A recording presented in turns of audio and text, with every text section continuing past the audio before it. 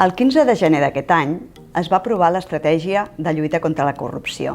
En aquesta estratègia hi ha un conjunt de mesures, una de les quals, la mesura 23, consisteix en millorar les memòries justificatives que acompanyen els plans i projectes que ha d'aprovar el govern amb la introducció d'anàlisi, evidència i avaluació. I, a més, també preveu que es publiquin aquestes memòries justificatives.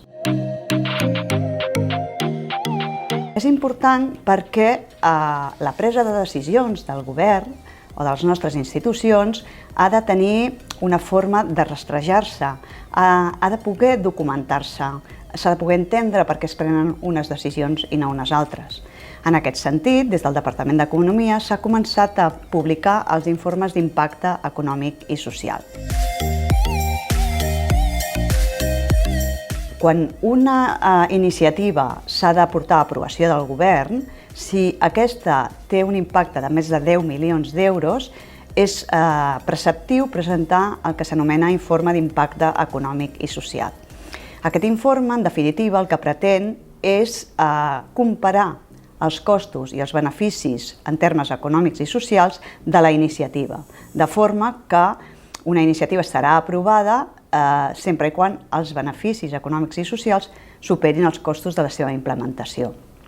Doncs a partir d'aquest any 2020, tots els informes econòmics i socials que es presenten en el govern juntament amb tota la resta d'expedient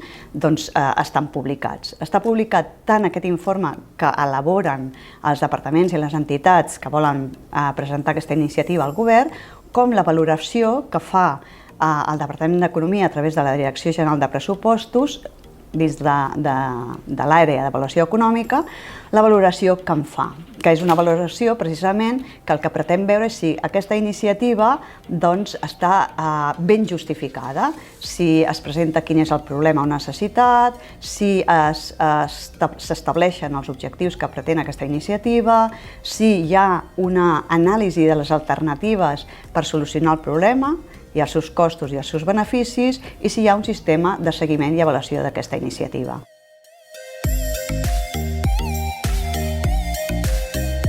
És una forma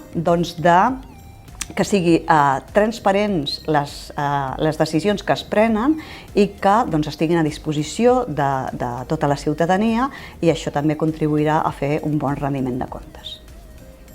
Podeu trobar aquests informes a la web del Departament d'Economia, a l'apartat d'avaluació econòmica, i trobareu tant l'informe que fan els departaments per presentar la iniciativa a govern com la valoració que es fa des de l'àrea d'avaluació econòmica.